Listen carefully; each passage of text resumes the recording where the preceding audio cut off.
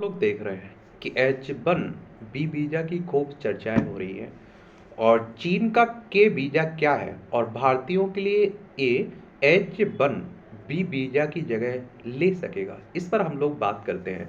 और चाइना देखिए हमारा पड़ोसी है, जो हमारा लद्दाख है। आप देखिए हिमाचल प्रदेश, उत्तराखंड, सिक्किम, अरुणाचल प्रदेश, हमारे 5 राज्यों की सीमा लगती है किससे? चाइना से। और H1B वीजा की बात करें तो H1B emigration and nationality act की धारा 101 के अंतर्गत संयुक्त राज्य अमेरिका में एक गैर आप्रवासी वीजा है। यह अमेरिकी नियोक्ताओं को विशेषतापूर्ण व्यवसायों में अस्थायी तौर पर विदेशी कर्मचारियों को नियुक्त करने की अनुमति देता है एक तरह से। और आप देखेंगे कि अमेरिका की ओर से H1B वीजा की फीस बढ़ाकर $1 लाख यानी लगभग 88 लाख रुपए करने के साथ ही चीन का के वीजा फिर चर्चा में आ गया। अमेरिका H1B वीजा की शुरुआत साल 1990 में हुई थी। ज्यादातर ये वीजा साइंस, इंजीनियरिंग, टेक्नोलॉजी और मैथमेटिक्स से जुड़े कुशल कर्मचारियों को दिया जाता है। सबसे ज्यादा H1B वीजा भारतीयों को मिलते रहे हैं। इसके बाद चीन के लोगों को ये वीजा दिया जाता है। चीन ने भी अगस्त 2025 में साइंस टेक्नोलॉजी की बेहतरीन प्रतिभाओं को अपने देश में बुलाने के लिए के वीजा शुरू करने का ऐलान किया था। चीन की सरकारी समाचार एजेंसी सिन्हुआ की रिपोर्ट के मुताबिक ये योजना 1 अक्टूबर से शुरू होगी। और न्यूज वीक ने चीन के विदेश मंत्रालय के हवाले से कहा कि वो अमेरिका की नई वीजा पॉलिसी पर कमेंट नहीं करेगा, लेकिन विदेश मंत्रालय ने ये जरूर कहा है कि चीन दुनिया भर की बेहतरीन प्रतिभाओं का स्वागत करता है। के वीजा की शुरुआत इस मकसद से की गई है कि साइंस टेक्नोलॉजी के प्रतिभाशाली प्रोफेशनल्स चीन आकर काम करें। चीन के प्रधानमंत्री ली कचियांग ने उस आदेश पर दस्तखत कर दिए जिसमें इस योजना की पेशकश की गई है। के वीजा की खासियत, तो समाचार एजेंसी सिन्हुआ की रिपोर्ट में कहा गया कि चीन के मौजूदा 12 तरह के वीजा से अलग के वीजा पर आने वाले देश में प्रवेश वालों को देश में प्रवेश, वैलिडिटी पीरियड और यहाँ रहने के मामलों में ज़्यादा सुविधा मिलेगी। के वीजा पर चीन आने वाले लोग education, culture, science, technology sector में काम कर सकेंगे। इसके साथ ही वे यहाँ उद्योग और बिजनेस भी शुरू कर सकते हैं।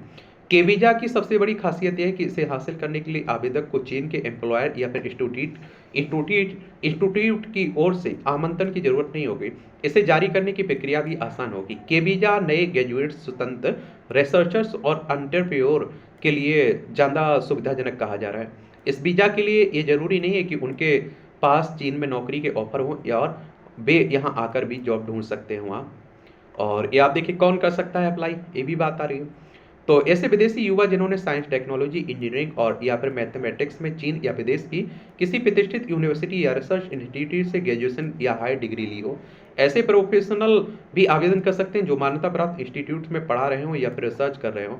आवेदकों के लिए ये जरूरी है कि वो के वीजा के लिए जरूरी उम्र, शिक्षा, अनुभव की शर्तें पूरी करते हो।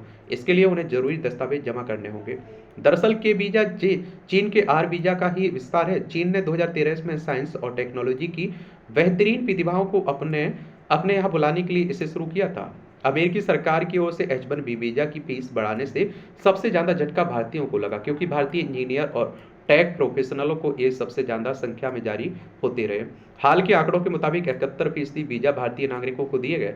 इसके बाद 11.7% वीजा चीनी नागरिकों को दिए गए हैं। अब अमेरिका के टेक सेक्टर के नियम कड़े होने के बाद चीन भारतीय इंजीनियरों और टेक पेशेवरों के लिए पसंदीदा देश हो सकता है। हाल के कुछ वर्षों में आप देखिए चीन ने साइंस और टेक्नोलॉजी सेक्टर में भारी निवेश किया और आर्टिफिशियल इंटेलिजेंस के मामले में वो अमेरिका को चुनौती देने की तैयारी में। विशेषज्ञों का कहना है कि चीन साइंस और टेक्नोलॉजी में भी बड़ी ताकत बनाना चाहता है। सैटेलाइट टेक्नोलॉजी, अंतरिक्ष अभियानों, मेटल टेक्नोलॉजी, आईटी सेक्टर और आर्टिफिशियल इंटेलिजेंस टेक्नोलॉजी में उसने भारी निवेश किया।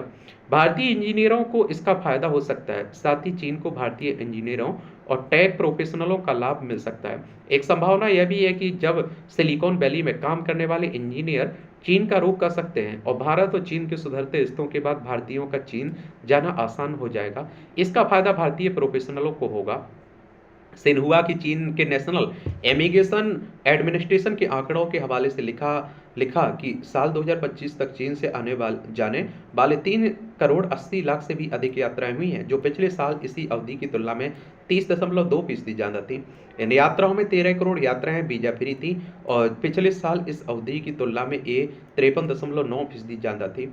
भारतीय इंजीनियरों के लिए फायदा, तो तो आप देखिए दिल्ली के जवाहरलाल नेहरू विश्वविद्यालय की चीन और दक्षिण पूर्व एशियाई अध्ययन केंद्र में एसोसिएट प्रोफेसर अरविंद एलिरी कहते हैं चीन ने संघाई और शेंजन समेत कई प्रांतों में हाई टेक्नोलॉजी पार्क बनाए और इनमें चीन का बड़ा निवेश है। चीन सरकार 2006-7 से भारत के आईटी से बड़े पैमाने पर इंजीनियरों को ले जाती है रही है और वह कहते हैं क्रिटिकल इंजीनियरिंग में भारत के इंजीनियरों की तादाद ज़्यादा है। इसका 1% भी चीन की ओर चला गया तो उसका पलड़ा भारी हो जाएगा। चीनी कंपनियां टेक्नोलॉजी रिसर्च और इनोवेशन के लिए अपनी सरकार से सस्ता कर्ज लेती हैं लेकिन उनका प्रदर्शन ठीक नहीं है तो भारतीय इंजीनियर उन्हें संकट से उभार सकते हैं। एलेरी कहती हैं कि सिर्फ चीन ही नहीं ताइवान में भी पेशेवरों के लिए अपने दरवाजे खोल दिए हैं। इसलिए जिन लोगों को H1B वीजा नहीं मिलेगा वो ताइवान का रुख कर सकते हैं। वीजा फीस बढ़ाने का घाटा अमेरिका को होगा, इसका फायदा होगा एशिया की अववर्ती अर्थव्यवस्थाओं को।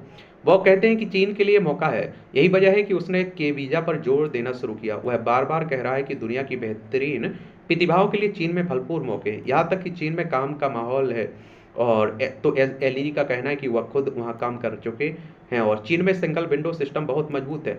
एप्लीकेशन प्रोसेस से लेकर नियुक्ति और यहाँ तक कि बाहर से विशेषज्ञों के लिए घर तक ढूंढने का काम बहुत ही कम समय में हो जाता है। चीन में पेशेवर माहौल बहुत अच्छा भी है। बाकी आप लोग क्या सोचते हैं, अपनी राय बता सकते हैं। धन्यवाद।